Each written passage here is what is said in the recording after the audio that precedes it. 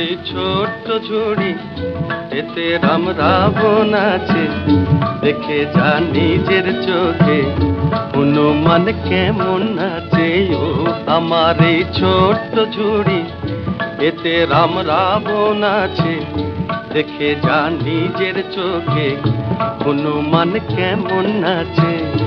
এ সুযোগ পাবে না আর, বলো ভাই কি দাম দেবে, পুতুল নেবে গো পুতুল।